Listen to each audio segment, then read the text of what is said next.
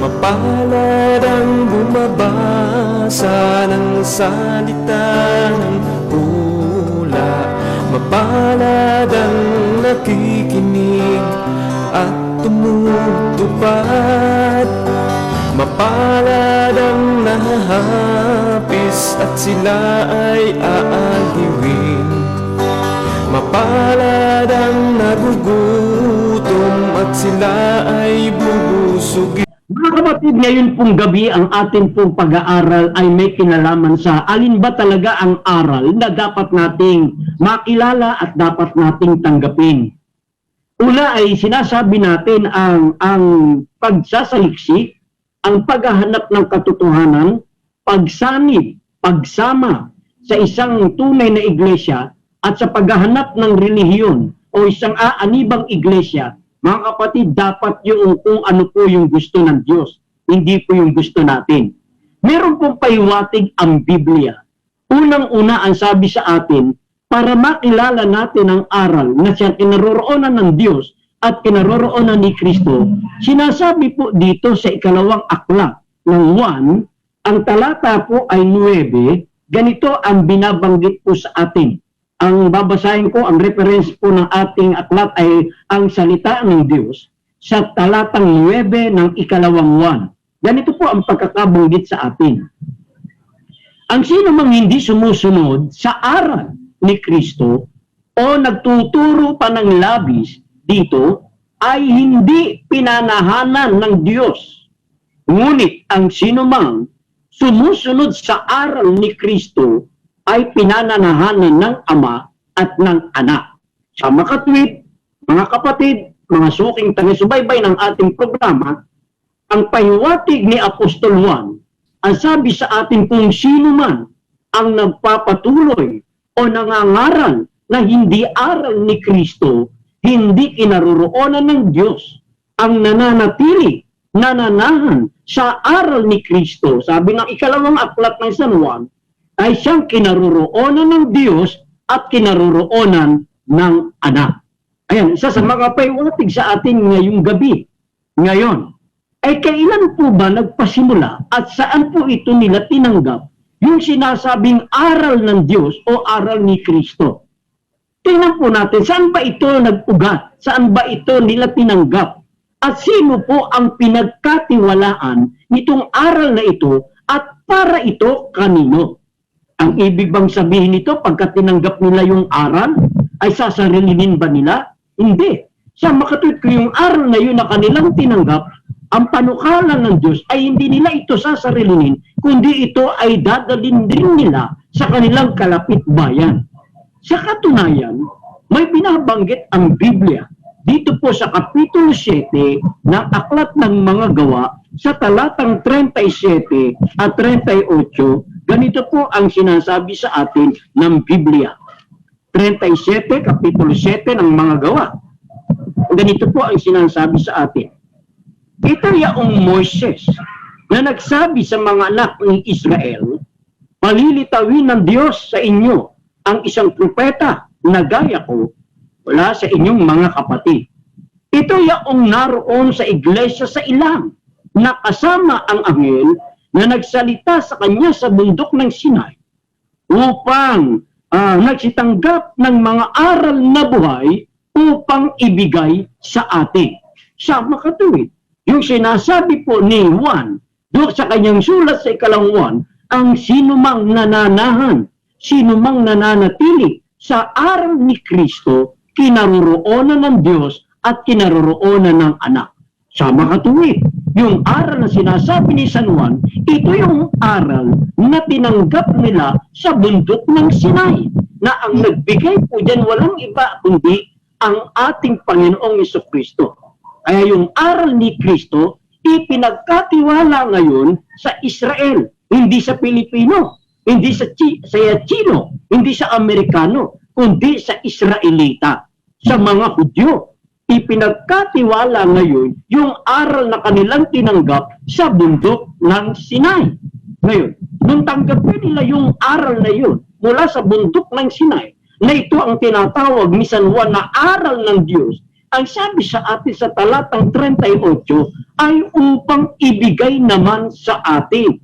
Sa makatuwid, kung sa Israel ipinagkatiwala ang aral na ito upang ibigay sa atin, at kung hindi naman natin ito tatanggapin, at palibasa ito pinagkatiwala sa Israel, pinagkatiwala sa Hudyo, ano ang magiging kalagayan natin kung hindi natin ito tatanggapin? Sabi sa atin sa Kapitulo 2, talatang 6 ng Epeso, ganito ang sinasabi sa atin. Sa 12:11, simulan natin. Alalahanin ninyo ang kalagayan ninyo noon bilang mga hindi Hudyo. Ipinanganak kayong hindi mga Hudyo, at sinasabi ng mga Hudyo na wala kayong kaugnayan sa Diyos dahil sa hindi kayo katulad nila ng mga tuli. Pero ang pagkakatuling ito ay sa laman lamang. Alalahanin nyo rin na noon ay hindi nyo pa kilala si Kristo, hindi kayo kabilang sa mga mamamayan ng Israel at hindi sako ng mga kasunduan ng Diyos na patay sa mga pangako niya. Namuhay kayo sa mundong ito na walang pag-asa at walang Diyos. Ayan po ang magiging kalagayan ng mga tao kung hindi nila tatanggapin yung mga aral na tinanggap nila sa bundok ng Sinai na ibinigay ni Kristo para sa atin.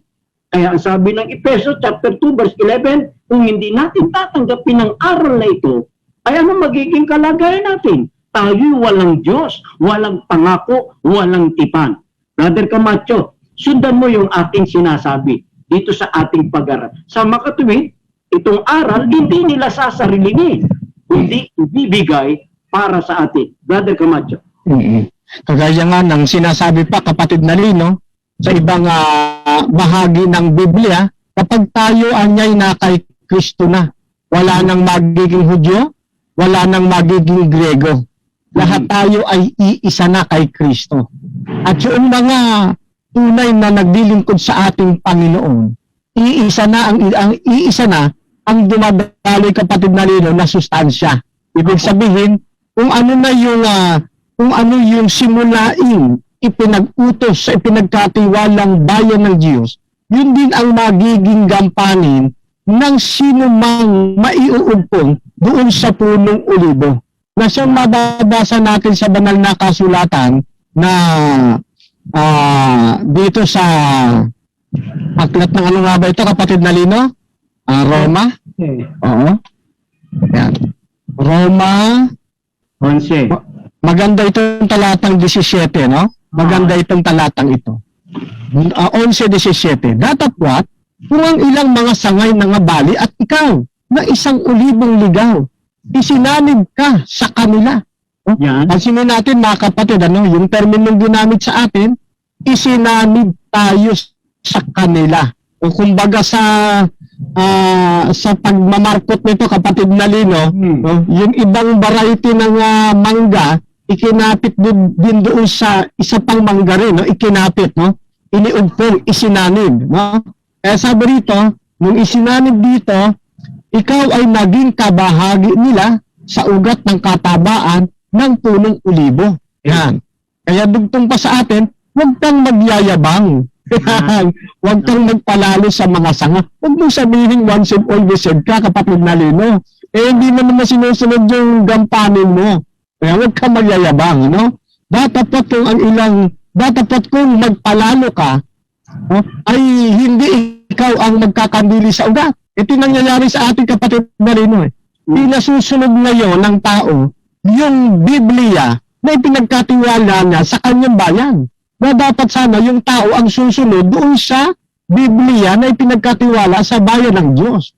Tayo'y iniugpong lamang. Hindi tayo yung may authority na baguhin yung aral ng ating Panginoon. Kaya inuulit-ulit natin itong Roma 11 na tayo po ay isinanib lamang. Kaya sabi ba din sa pagpapatuloy, no? Kundi ang ugat ang nagkakandili sa iyo. At nililiwanag pa ito ng iba't talata ng Roma. Halimbawa, dito sa Kapitulo 9, talatang 4, kapatid na Lino. Yan. Napawang mga Israelita sa kanila ang pagkukupkup, sa kanila ang kaluwalhatian, at ang tipan, at ang pagbibigay ng kautusan, at sa kanilang paglilingkod sa Diyos, sa kanila yung kapangakuan. Ang ginagawa ng ating mga kaibigan, sa kanila pala ibinigay yung kautusan, hindi na natin susundin. Pero kapaka-paka, yung kautusan iniwan, pero yung pagkukupkup, kinukuha nila. Hindi naman sa kanila ibinigay.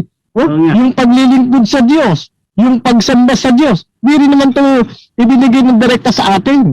Kaya nga, tama-tama lang yung aklat ng Roma na nagsasabi sa atin na hindi tayo ang may kapangyarihan sa ating sarili kung ano lamang ang ating susundin. Yan. Agilapin natin sa Biblia kung ano po yung dapat po nating gampanan. At sinasabi naman sa atin ng Biblia, if you love me, keep my commandments. Ayan. Yung mga nagmamahal sa ating Panginoon, sila yung susunod sa utos ng Diyos. Nabanggit mo nga kapatid na Lino, na yung actual na nagbigay ng 10 Commandments doon sa bundok ng Sinai, ang ating Panginoon Jesucristo.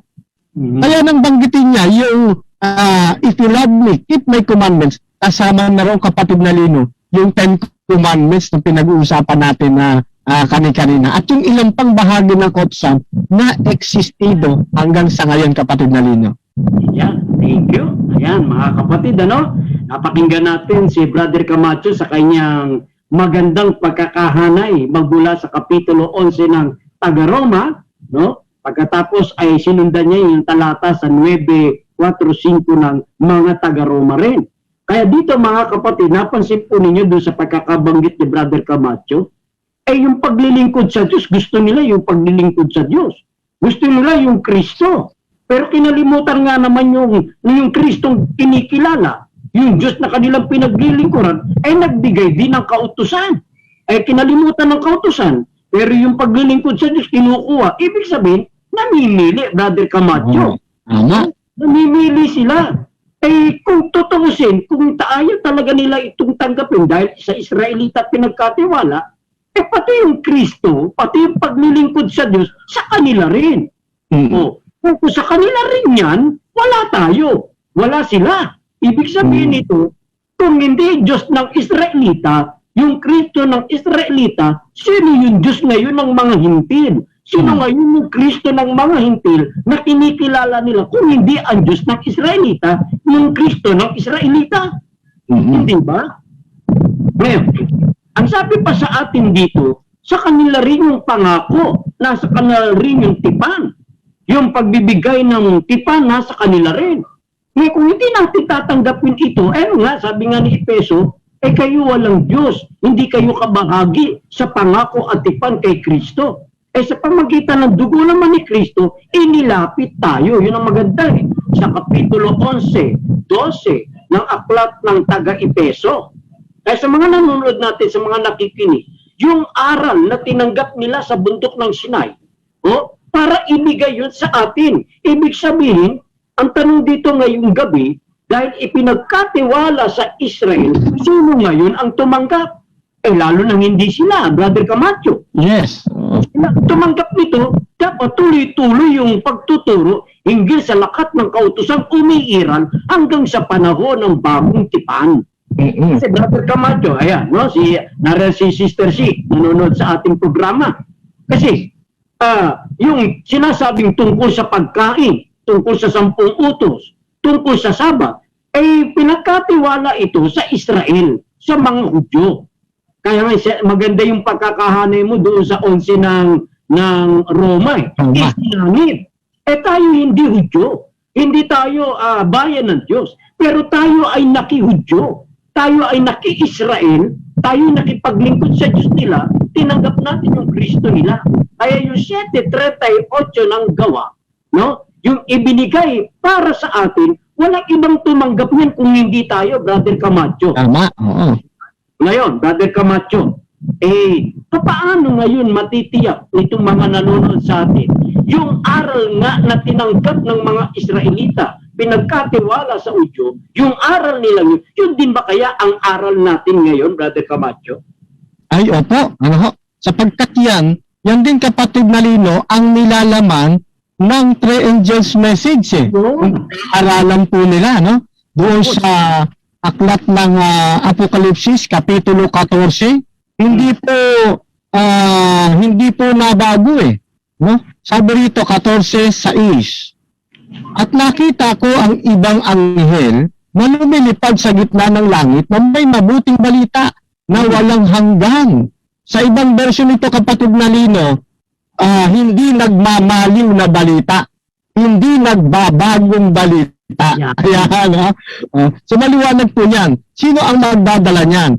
Yung kinakatawanan ng three angels message. Ano nilalaman ng isa sa mga aral na itataguyod, ano? Babasahin ko, no?